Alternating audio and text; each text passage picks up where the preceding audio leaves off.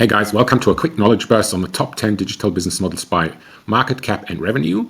Focus is on digital, as always, on our website. So we don't have electronics, chip makers, or consumer electronics makers in this list.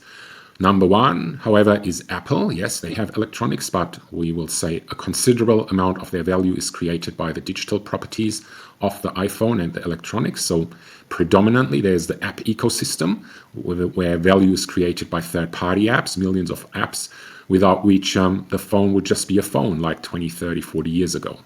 So that's a very significant digital value proposition that there is. And this is based on the platform business model, as we've covered many times over. There are the Apple apps, like the inbuilt ones and the paid ones.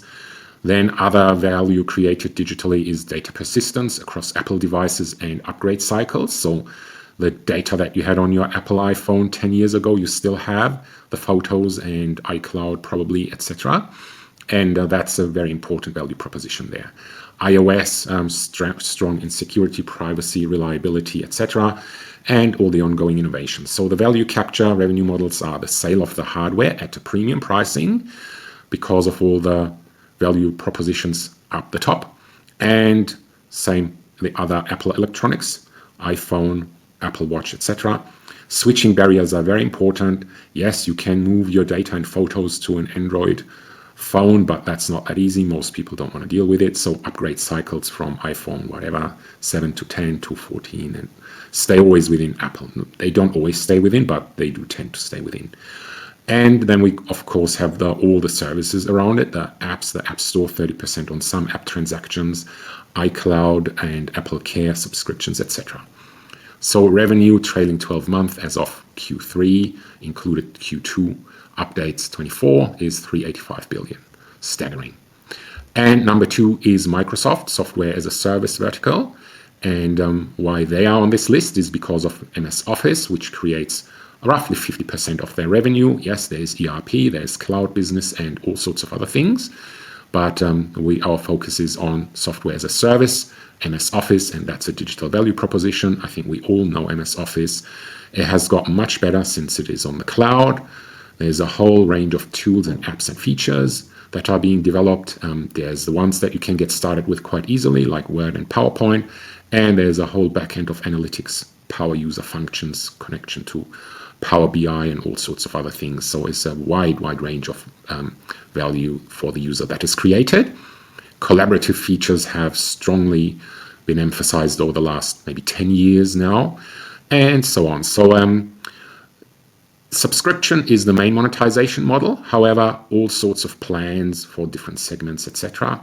Hardware sales and enterprise products also big revenue drivers. If you like it, hit the like button, please. Subscribe. We got weekly or regular free updates. Number three, Alphabet, focus on Google, who make 90% of the revenue, and of that, 90% again is search. So they are a search engine, market cap $2 trillion and revenue 340 billion. And they are covering indexing, crawling, indexing, billions of websites across, I think, 400 million domains. And use is free for search users, and even, well, why should I say even, for websites, of course. Those guys on the website end, they want traffic on their site, so they install the tracking code of Google, and that's how all the network effects come to play. And it's an advertising platform that is different from an advertising model. Read the article where I'm explaining it a bit more.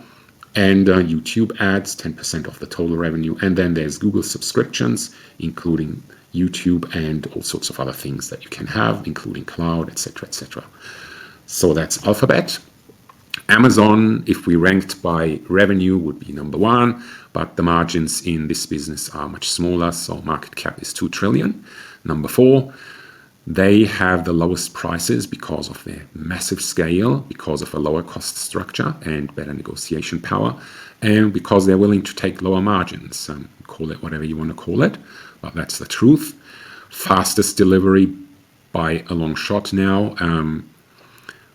There's now Ubers and DoorDashes, if you want a grocery, that can match the speed now. But in terms of parcels, etc., still the fastest. And that has to do with their very, very big footprint in terms of warehousing and network and delivery logistics. Then they have an unparalleled choice of products, etc. And they have a marketplace for those who want to sell their products via Amazon. That makes about 30% of their revenue, the marketplace revenue. So revenue drivers markup, dynamic pricing, etc. Amazon Prime is a subscription, which will cover most of the delivery fees. Not everything is covered. And marketplace, third-party merchants. Number 5 is Meta. It's a digital communication and social media vertical and platform. Market cap 1.4 trillion. And digital communication across some of the apps like WhatsApp and Messenger with all sorts of different media formats. And social media in predominantly Facebook and Instagram. And they are connecting peers and followers with followers or followership with influencers and businesses, etc. And for businesses, the value proposition is to be able to reach followers either organically and more targeted, very targeted followers digitally.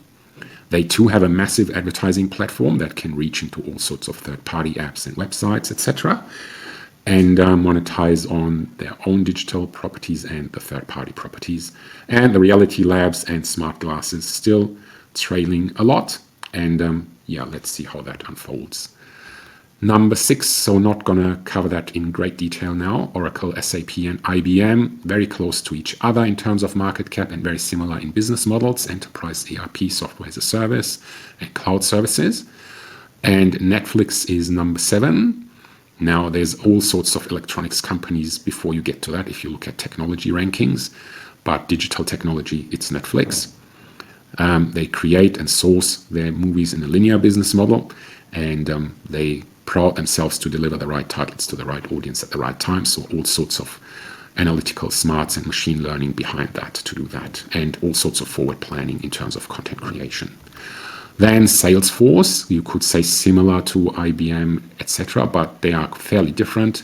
They're ranking number 8 and is much more focused on CRM, SaaS, and they were one of the protagonists of cloud native, and yeah, that will lead to the client organizational efficiency more than the other tools that we've seen. Booking.com, so these ranks, literally every week you'd find different rankings among these because the market caps are fairly close to each other. Booking, online travel and experiences, aggregating hotel information, helping search, comparison and transaction management. And currently PayPal number 10 from the fintech vertical, and really focused on money transfer and payment. And on the merchant side, it's the ease of collection of payments. They are monetizing on commissions and a really complex structure of service fees. And that's it. That's the top 10. Like us, follow us, please share with others. Check out our website where I have a lot more information on all these 10 companies. Thanks very much.